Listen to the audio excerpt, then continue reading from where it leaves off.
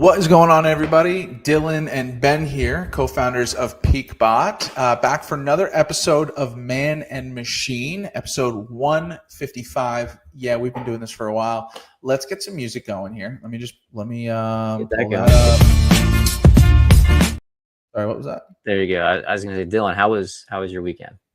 Oh, my weekend was good. We hung out. We were at a friend's barbecue.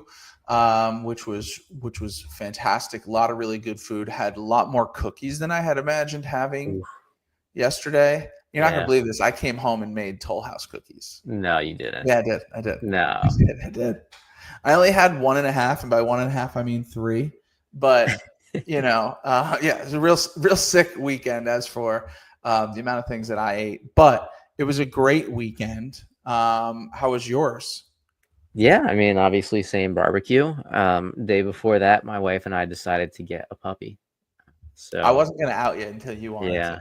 No. Maybe I'll show her one day. Cute dog, cute black lab mixed with Australian Shepherd, 2 months old, and she's learning fast, which is pretty cool. It's weird to see. If you're sleeping and they're going outside, go to the bathroom, then that's really loud. Then you're good. I don't want to jinx it, but she's doing all that. Like, she's learning at such a rapid rate. I feel like I could get her to speak soon. Okay, well, what we might have to have her do then is come on the show and pick stocks off of the new wheel watch list, and go week to week. I don't hate that idea because on the new wheel watch list, I like all the stocks that are going to be on there. I'm not going to feel bad about it. Yeah, Roni's picks. Roni's picks, dude. I'm kidding less and less the more I think about it. Good content. It's good content. Yeah, it is. That'll get some views. It's a good hook. But anyway, yes, fantastic weekend. We got a lot going on here this week. A lot happened over the last few days with the market and some political events, economic events. We'll dive into all that. On today's show, we will be reviewing our stock in real life, Hanes Brands, ticker HBI. So we'll try to form a non-financial advice trade idea around that when we look at it on the screen. It's had some it's been a busy 2 weeks for that stock when looking at the chart here. So we'll dive in deeper. Additionally, we're going to be going to the bot shop and learning a little bit more about our Shorebo strategy, which has been the leader in the clubhouse since the end of June. Just been a fantastic strategy based on the opening range set in the first 15 minutes of the market opening, and then a breakout of that orb is where we would take a trade with that bot. So all that and more on today's show. So stay tuned. We'll likely talk about what bots will be trading this week, what might be causing the bots to sit out, if there's any economic events scheduled. And obviously we'll have to see how the market reacts, if there's any delayed reaction to the Donnie and Vlad meeting at the end of last week. Now that you said that, or somebody said that, I can't call them anything else other than Donnie. Yeah, well, I actually have no idea what the outcome was. Truthfully, all I saw was the TikToks about how Trump just kind of flexed on him with the B-2 bomber. Oh, yeah, I did see that. That's about all I saw, to be honest with you. I was focused on having a relaxing weekend, not thinking about potentially the most terrifying thing ever. Okay. Yeah, we've only got a few more summer weekends left, which is sad to think about. Yeah, dude, and then you get into the fall. I forget who I was talking. I think it might have been Mark. I was talking to Mark last week about fall. Great season, the first half of fall. Yeah. Second half of fall sucks. Really windy, just cold, road, wet, no cold. Snow. But you have football going for you. Yeah, football's there. Yeah, but Jets, baseball's Giants over. Baseball's over. I think this will be a good MLB playoffs this year. I hope so. I think it'll be good. Last thing is Jets Giants. Ben's a Giants fan. I'm a Jets fan. Both terrible things to be. What is it? Jackson Dart? Are we in? I'm in on Jackson. Listen, I'm in on anybody but Daniel Jones. Yeah, that's fair. Who, by the way, looks like he's going to be the starter in Indianapolis to start the season. Ridiculous. Crazy how that worked out for him. Yeah, it's crazy time for the NFL. All right, let's get into it, Ben. Let's get started with the HBI. HBI. What does the I stand for in HBI? Is it Hanes Brand International? No, I have it. I have it right here. You want? Yeah. I mean, there's only one other guess, and you're going to be right. Hanes Brand. I don't know. Just like think of like a word for company at the end, like that starts with an I, Inc? like Incorporated. Yeah, exactly. Okay. HBI, Hanes Brands, which Hanes Brands, one word. Brands. Hanes Brands, one word, no space. That's one word. That's like PeakBot, one word. Yeah, but Hanes Brand's been around longer. The whole one word thing wasn't popular back then. Let's dive into it. I'm going to look up the IPO date. Ben, any guess on Hanes, and then we'll get into our experience with Hanes in real life. I feel like Hanes was a product of one of the wars. Really? Yeah, I just feel like, because there has to be mass production of like clothing to send over. I'm going to say somewhere around 1942. Okay. Let me just confirm. I've got one answer here. Let me just see. You're way off based on what I'm seeing, but I'm getting a September 6th, 2006. Okay. Well, okay. Maybe that's when they IPO'd. When did they actually begin as become a company? Okay. Yeah. I did want to say. I did say IPO. That's what we do on this show every week. But all right, Hanes Brands founded when? Let's see. Okay, 1901. Were we coming out of any wars in 1901? No, that was before World War I. So things were probably pretty good. Turn of the century, we survived. Yeah. Okay, so founded in 1901. It was initially established as two separate companies: the Hanes Knitting Company, founded by John Wesley Hanes, and P.H. Hanes Knitting Company, founded by a guy named, or gal, I'm not sure, Pleasant Henderson Hanes. Pleasant was the first name. Pleasant Henderson. Yep. P.H. Hanes. That's right. That's publicly traded, officially formed in 2006 through a spin-off from Sara Lee Corporation. Sara Lee is like the bread? Company? Yeah, or the bread. Yeah, they make. Yeah, okay. Lot going on here. Are you a Hanes guy? Are you a Hanes guy? Okay. Yes. Yeah. Yeah. I'm wearing Hanes right now. I'm wearing Hanes underwear right now. I think I'll be talking about my underwear today. But I have been pretty brand loyal to Hanes since I've been an adult. I'd like to think. I'd also like to say that when I was, I guess, at a point of making my own decision as to what underwear I was buying, Michael Jordan, was it Jordan with the Hanes? No. Yeah, Jordan, the tagless shirts. And they didn't slide up, like the underwear. Yeah. That was like their big thing on Hanes. They didn't ride up. Yeah. Oh, Michael Jordan, he was all over. He still wears Hanes to this day. Yeah, sure he does. So those commercials were huge. Like maybe in some struggling post-college years, I got on the Fruit of the Loom train or whatever was on sale, and I regretted it. You can really tell. Oh yeah, dude. Fruit of the Loom I'm a Fruit of the Loom guy. Are you really? They've stepped up their game, man. Okay, so I'd be lying if I didn't say I had maybe one or two pair in there of Fruit of the Loom, but I would like to think that even though Fruit of the Loom, really quick, isn't it one of those logos that, what's the word where you thought something was there and it never was? The Mandela effect. The Mandela effect. Doesn't Fruit of the Loom have one with the gourd or whatever? So in the logo, you mean? The logo, yes. If you've ever think about the Fruit of the Loom logo, okay? Yeah. And I'm going to put in the Mandela effect. I know we're getting off topic, but that's okay. See, this is what I find. And people then say that this gourd was never there. This. Correct. Yes, exactly that. I think the word for that is a cornucopia. Cornucopia, sure. I thought it was a gourd. It's not. It's a whatever it is. He was never there. People are saying that's fake. Like that was just like it's. If you check any logo on any Fruit of the Loom anything, you'll never see that. I don't know. Look at this. That's fake. That's fake? That looks pretty real. But keep away from fire. I don't know if any of my shirts say that.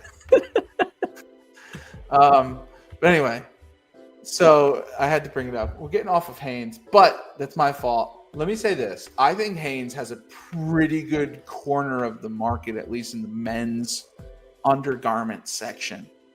I guess Fruit of the Loom making a comeback. Can you name one more? Like I couldn't name one more. And I'm only sticking to underwear. Yes, Hanes has the undershirt. I'm not an undershirt guy. When I would buy the I can't think of an appropriate name for the undershirt tank tops to say here live on air. I've got two like not favorable names for those. You know what I'm talking about? Guinea tees. Yeah, just go with guinea tee, or the other name's even worse. Yeah, guinea tee's fine. We're both Italian, so it's fine. Yeah, okay. We can get away with that. All right. Hanes, if I was wearing a guinea tee back in the day in high school, Ben, like when we were doing the Chief line at football games, those were Hanes. Hanes guinea tee. Oh yeah. 100%. I just Googled other men's underwear brands, and I don't know. Nothing really. None of them, right? We got Andrew Christian. Never. That's got to be rich. I don't know. These are very high. Barcode Berlin. Calvin Klein. Okay, we're idiots. Yes. Yeah, but see, we're not thinking Calvin Klein. No. Calvin Klein for sure. Are any of those publicly traded? Is Fruit of the Loom publicly traded? I don't know. Fruit of the Loom publicly traded? Question mark. No. Privately held company. Tommy owned John. by. I've heard of Tommy John. What? Oh, I've heard Tommy John. Yes. Who do you think Fruit of the Loom's owned by the way? Okay, so they're owned by a bigger company. Arguably the biggest. It's not Hanes, right? Hanes doesn't. No, it's Berkshire Hathaway. Oh, okay, yeah, that makes sense. All right, so let's get into the stock then. Unless you had something else. Nah, let's do it.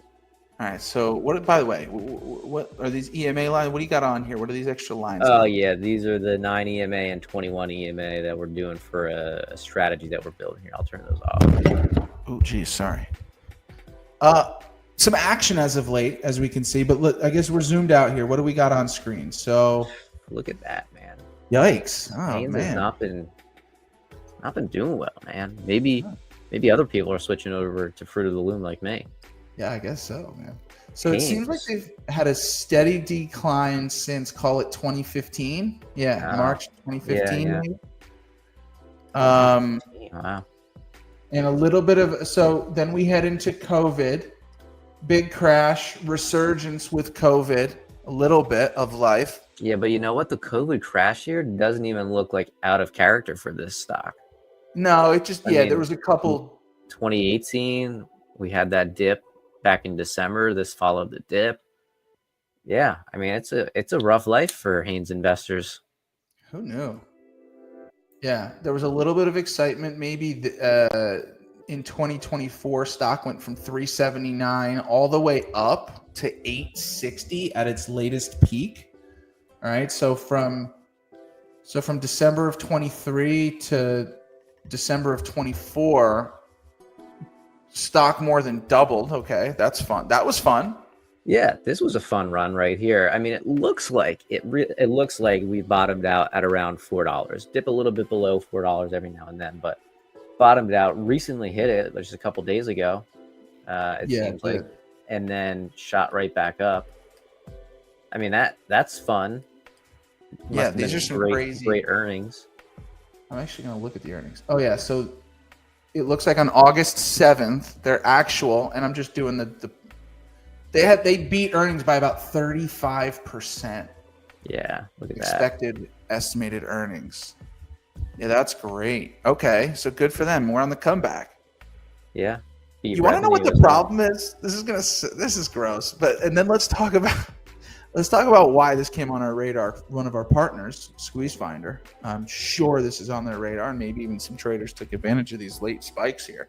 Ben, you want to know why I think maybe Haynes is on the down low? Because Michael Jordan left him in 2021. No, because men don't buy new underwear enough. That's true. That is so true. I'm just being honest. I'm just saying it. Man, I mean, I'm not going to out myself and say the last time I purchased underwear or underwear was purchased for me. I'm not going to do that here live on air because I have too much respect for myself. But I think generally speaking, men don't buy underwear enough. I could back you on that. I'm not ashamed. Yeah, okay, good. Do you remember boxers before boxer briefs? Hold on. Doug's tracking me up. Yeah. Thank you, Doug. Thanks for being one of us, man. Now, I will say, to take the attention off me and Ben a little bit, 20 years is a little crazy, Doug. I would have lied. 10. I would have said 10. But if you got Haynes lasting 20 years with no holes in there, hey, listen, keep them clean. Yeah.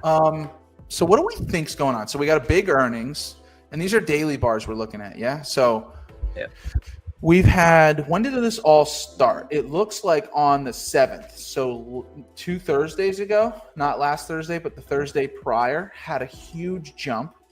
And I was talking about Squeeze Finder, Ben. I don't know if you have your account up. I'm curious to know if Haynes and HBI is on the Squeeze radar right now. And if not, that's makes sense too, because it already has. I was just pulling up my Squeeze account here, which, by the way, this bot is a ton of fun. I'm going to get the link on the screen here. Hold on. Yeah, get the link on the screen. Sign up. Try it out for a month. If you don't like it, it's 30-day money-back guarantee. But this is a fun bot. I was just looking. I went to add new stock, and this list updates, I think, every 30 minutes. Oh, yeah, it says right there. Updates every 30 minutes. At 15 minutes and 45 minutes past the hour.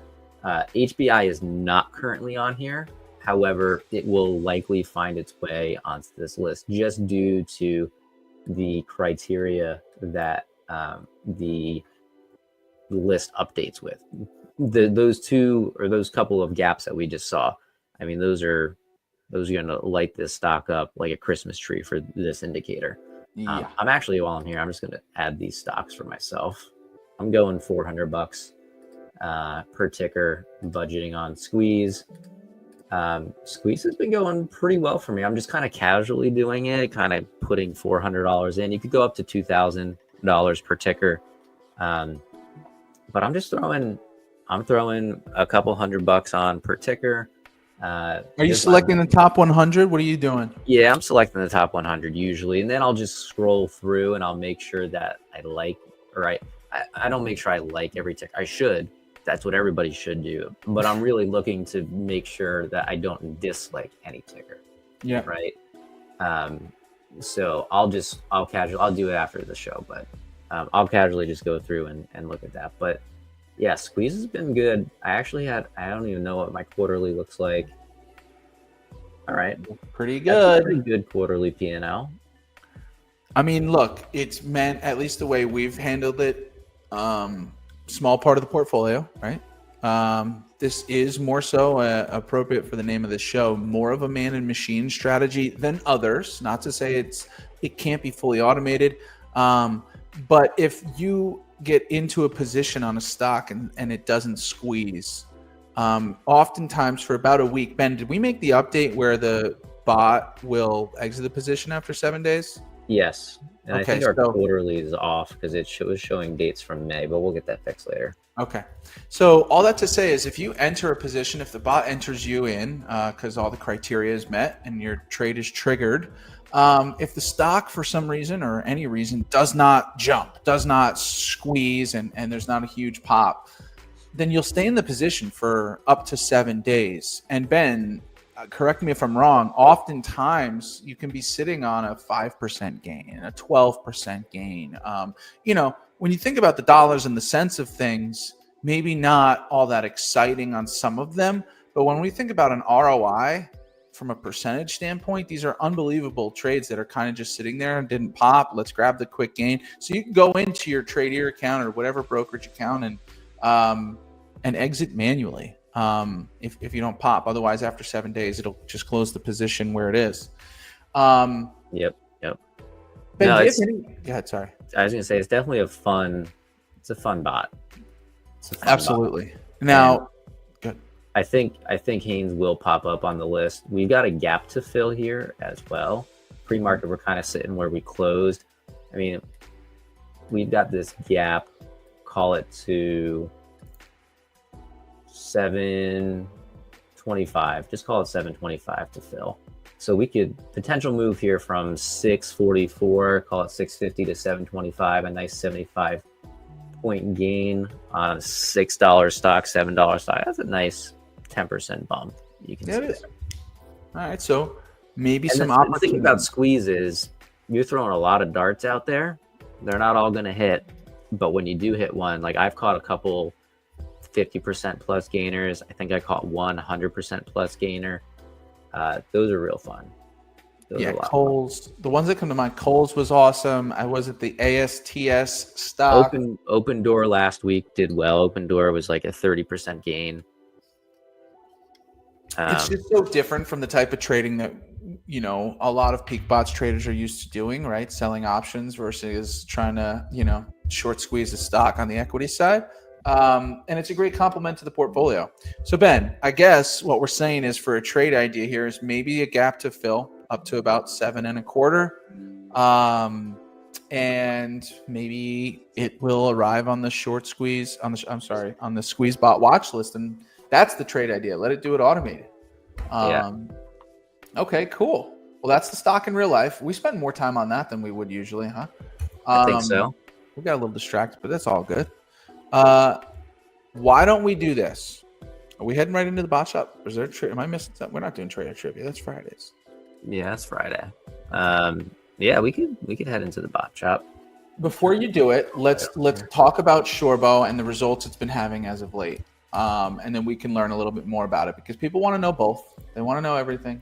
So here's how the bot's been performing. This is our short orb strategy, hence the name Shorbo. All right, this is August, up 5.4%, equal to $540 per contract. PeakBot subscribers on PeakBot Pro are able to trade up to 2 of these units per day. Okay, so bot was on quite a hot streak here. Okay, from the end of June here. Now, although June was a slightly red month, down 3.6%, you can see end of the month it got really hot. Exited June about $300 up in the last week there. And then a screamer of a month for Shorbo in July, 7.1%, made over $700 per unit. Okay, and then August, it's off to, we'll call it off to a great start. August is, I guess, more so over than it isn't. But 2 losses at the beginning of the week last week, an ugly one on Monday there. Was that a double loss? No, that was a single. We got in late in the day. It was a trade that I wish the bot would not have taken, but bots do what bots do, right? It was right at 12, wasn't it? Right at 12. Only got $80 of credit. It was right before drop back down. Yeah, I was not happy with that entry, but the logic is the logic. That's right. Dillon, we got a question for you to answer. Oh, yes. So Doug, great question. A lot of people ask this. Can all of these, we'll call it next gen, all right? So King Condor, Shorbo, BenBot, and even the Wheel, they can all be traded in the same account. There are some things to be, wary of, if you will. One thing is that King Condor and Shorbo both trade SPX only. Okay, so of course the nice thing about that is everything's cash settled. There's no shares to worry about, no assignment, anything there. It's not likely, but it is possible that you get, call it, contradicting strike prices. If say, for example, Shorbo was in a position and then King Condor was to enter and it had an identical and or called a disruptive strike price that does not work with the one that's already in place, then Ben, it's first come, first serve. King Condor won't enter. The broker will just cancel the order for you, because it's likely in a case where one of the orders would create a short, usually a short call position for you. They might do it for a short put as well, but yeah, it's not going to reverse an existing position for you. Gotcha. So the broker will cancel it. And if you're also wondering if you could trade like our other partners' bots, like SqueezeBot, on the same account, yep, totally. And especially that one, because that's shares. That's totally shares. So yeah, trade it all. All of it. BenBot's going to be Tradier only. Keep that in mind. Our daily covered call strategy is only on Tradier. If you have questions, let us know. But anyway, I wanted us to just show that the bot's been performing. It's our hottest bot right now. What are we learning about today? All right, so we are back to the bot shop. Previously, we had learned about, honestly can't remember what we learned about already, but today we're going to be learning about strike prices and how the bot sets its strike prices, why we landed where we did, and compare it to different options for strike prices, different opportunities to put our strikes in different places. So we're going to look at what $20 out of the money looks like, what are the pros and cons there, what $10 out of the money looks like, and that's where we currently are, that's where we landed. And then what if we just did at the money? The way that this strategy works is we'll take the range of the first 15-minute bar. Once price breaks above that first 15 minutes, we have to have a 15-minute candle close above that range. We will then sell put credit spreads, assuming that we're going to continue with that breakout, continue with the trend. Or if we break down, we're going to sell call credit spreads. There is a VIX filter on there as well, which we'll get to on a later week. But based on that, that's how we get our entry. Now, when we enter, we've got to choose strike prices, right?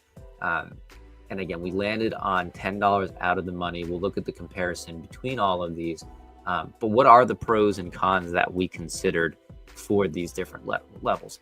So the $20 out of the money, that's going to give us the highest probability of profit, right? Because that's furthest away from us. That is just statistically going to give us the highest percentage chance to win. However, that comes with a much smaller credit.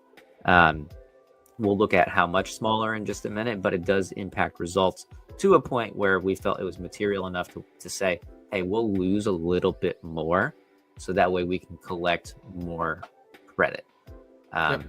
You know, it is going to be challenged less times, of course, because it's further out. It's got a wider gap between the short put and the short call in the case there is a reversal, allowing for wider iron condors, higher percentage chance of a double win scenario, where we can get a double win. I think we talked about that last week. But yeah, overall, the return on your risk is not as good as it is in other scenarios, because we are so far out of the money on a 0 DTE option, 0 DTE spread, where you're just not collecting enough premium to really get the most bang for your buck there. So that led us to look at $10 out of the money. You still get a really good credit. You're not going to have as much challenge as the at the money strike price. And then if you do enter a reversal, a hedging entry later in the day, you're still going to have that opportunity to have to form an iron condor and to have that double win scenario. Now, if you don't have that opportunity, the worst that's going to happen is you form an iron fly, and then you're going to lose one of the sides of the fly. Best case scenario then is if the price of SPX expires right at the sold call and put on that day, then you'll collect on both sides. Very tough to do. Those particular days, I just count those as a loss, but you collected premium on two spreads, so the loss is lessened just a little bit. Now, you will obviously be leaving premium on the table versus at the money, which is what we looked at next. We looked at, okay, well, if $10 out of the money does this well, what about at the money? So this is where you're going to get the most credit per your spreads per the testing that we provide, right? You could go into the money a little bit, but we didn't dare go there. If your orb breakout runs, the winning side decays a lot faster, and you can realize your credit sooner. Your wins are going to be bigger because you're going to collect more of a credit. The problem is you're going to win less because you are right at the money. So even just a small move down, even just like a $5 to $10 move down, if we stay there all day, we're going to lose. So there's, as we can see, pros and cons to each. We felt like the $10 out of the money option was the best scenario for us, and not just in theory, but when we look at the actual tests. So here is our Shorbo base test. Again, this is with the $10 out of the money spreads. P&L, 18 grams. Compound annual growth rate, 39%. Max drawdown, 14%. So now we're going to take a look at the $20 out of the money. Quick, so, yeah. Really sorry, Ben. I just wanted to state that the P&L, this is based on a $10,000 starting budget. Correct? Okay, so yep. You can see the gains there. That would be the gains on top of that 10K, and this is based off of a period of 3+ years, going back to May 22 still? May of 2022, that's correct. Okay. Yes, great point. We're setting aside $10,000 of capital. It's only trading $5 spreads. So you might be saying, well, why do I need to set aside $10,000 to trade $5 spreads? Well, there are periods of time where we hit a bunch of losers. And if you didn't have extra capital in your account, you might run out.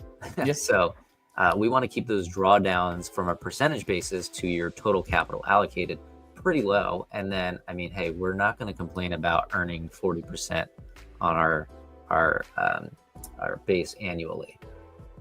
So again, here is the base, decently smooth curve. There are some dips in it, but there's going to be dips in anything. Now, going on to the $20 out of the money, a little bit more choppy, but the numbers do change quite a bit. So the P&L drops down from 18 to just 11.5 thousand. Compound annual growth rate, still a good 28%. And then the drawdown is relatively the same, drops by 0.5%. Some churn there. There's some churn there. Yeah, there's, I mean, in these drawdown periods here, yeah, that's not. And they're sharp. Yeah, that's not fun. You don't want to be caught now. And look here, they're just not as sharp for the base strategy. Do a quick flip back. We're collecting more premium. Bang, bang. See, this is what we need to do every week. Bang, bang, bang. Okay. Yeah. And then, so that's the results for $20 out of the money. That's supposed to give us the higher win rate, remember. Now, the lower win rate, but more credit, more premium, gets us here. It's a little bit better, a little bit closer to the same scenario. But we see just $15,000 in our P&L. We see a 34% compound annual growth rate, which is 5% lower than what we went with. And then the drawdown, again, relatively the same, a little bit higher of a drawdown. We're losing a little bit more. That curve also doesn't look terrible. It's just, there was a period here from, what is that? The beginning of 2024 all the way until October of 2024, where you're not making anything. Yeah. And why would you pay for our bots if you're not making anything? You know, we want to see that in 3 months things are at least turning around on these back tests for strategies that we want to put out there. So that's excellent. So $10 out of the money. And Ben, I was going to provide a visual since we have them now, just for the people, just to show quickly how we arrived to that price. And then we can, unless you think there's something else. So Doug asked, what delta do 10 and 20 out of the money strikes typically have? So the $10 is typically 40. I mean, it's going to depend on the time of day too. So this will enter at some point between 10 and 12, around the 10 to 11 range. Yeah, it's around the 40 delta. And then the $10, I would imagine the $20 out of the money, I haven't been paying as much attention to that, but I would imagine it's like the 30 delta if I had to guess. Again, based on the time of day and volatility. It is, I think, our only bot right now where we don't choose strike prices based on delta. We're just going straight $10 out of the money. Just going exactly like you said, it's straight $10 out of the money. So here's what it looks like. Ben, I'm going to pull yours down and then pull this up. All right. So when we're talking about selecting the strike price on Shorbo, this is just an example from a chart on on TradingView. So we can see this was the top of orb, and on the second 15-minute candle of the day, closing at 10 o'clock, this was an actual trade from back in July. We broke orb here. And if we can see, if we were to hover over that, we would see that this was the closing price. So of course we want to get to a round number. On SPX, the strikes are every $5. So we're going to round to the nearest $5, which means in this scenario, we're actually rounded down to 370. Okay. And then we're going $10 out of the money from that. Okay. So we get our number rounded, then we go $10 out of the money. And this is a bullish entry, meaning it's a sold put, and we're going to be $10 below that price. So we can see this is where we broke orb. We rounded to the nearest $5 and we went $10 out of the money. So this orange line here is at 63.60. This represents the price that we now want to stay above for the remainder of the day in order to be a winner. Okay, so our profit zone is vertical here in the green zone, just trying to stay above our price. So you can see in that scenario specifically, the bot won. Okay, entered bullish. It wasn't necessarily bullish all day, right? But the point is, all we needed to do was stay above this price. For those of you watching this trade live, that when it happened, Ben, I remember you weren't, but I was, and I was freaking out. And I was like, oh no, we are not running away right now. But you can see we closed probably at 263 and change. I'm sorry, 363 and change. And that's all we needed. Won $113 on that trade. So I just wanted to give people a visual of what Shorbo looks like when it enters. No, that was great.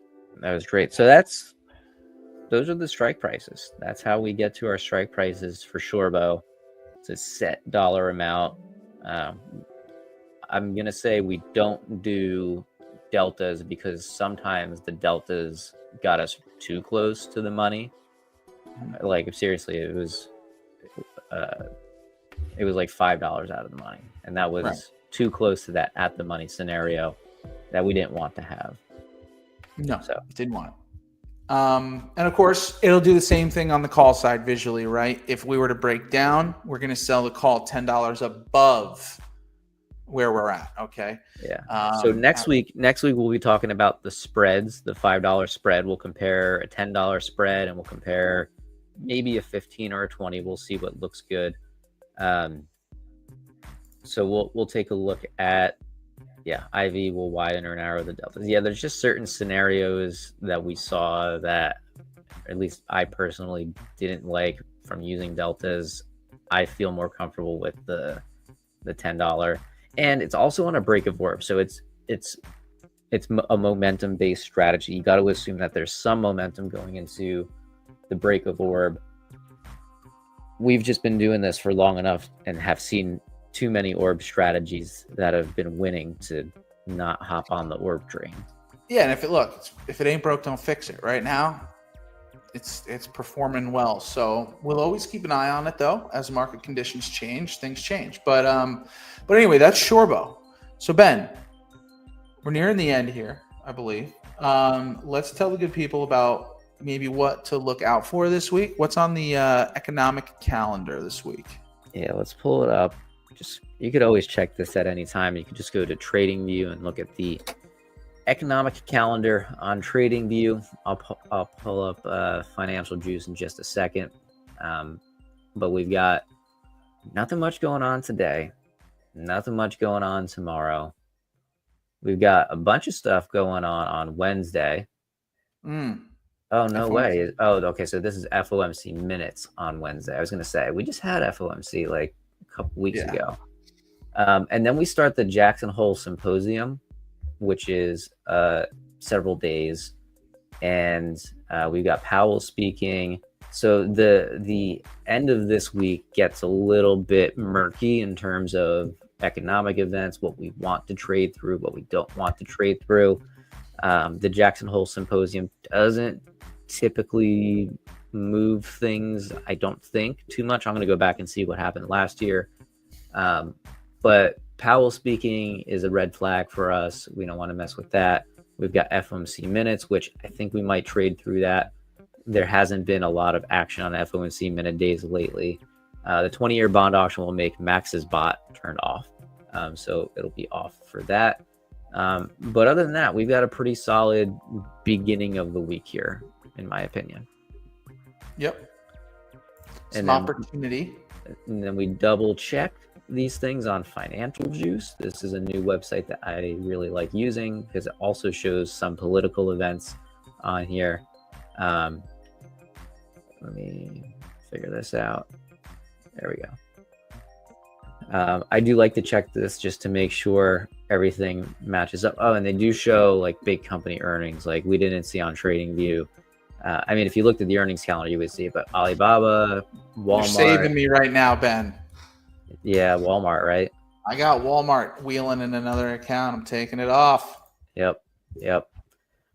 Thank you, Financial Juice. Yeah, so that's what I like. I like to look at Financial Juice for these things. Cool. Man. All right. That's about it. By the way, we're ghosts. Oh, no, we're gone. Oh, no, this is too big. No. By the way, I think we do have to get more into like this frame, though, with the big screen share. I do think that that's going to be better in the long term. Well, we'll have to adapt. But anyway, all right, let's get us back and centered here.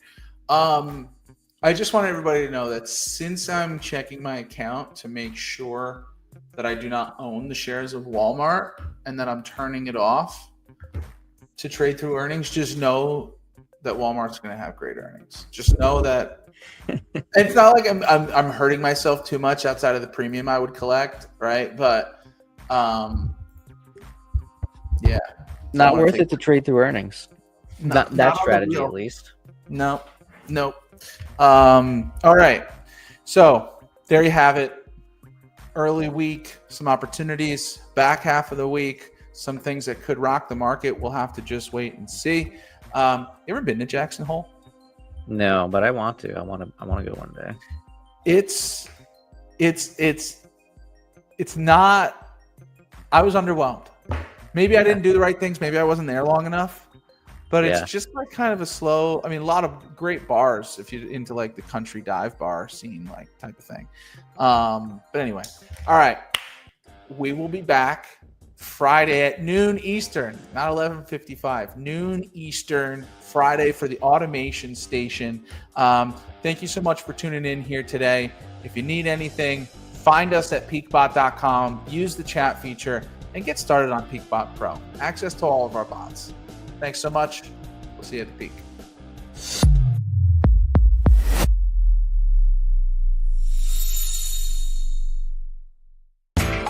You know how the financial world goes. Here comes the buzzkill. Please make sure to take some time to read this boring disclaimer. We will owe you one.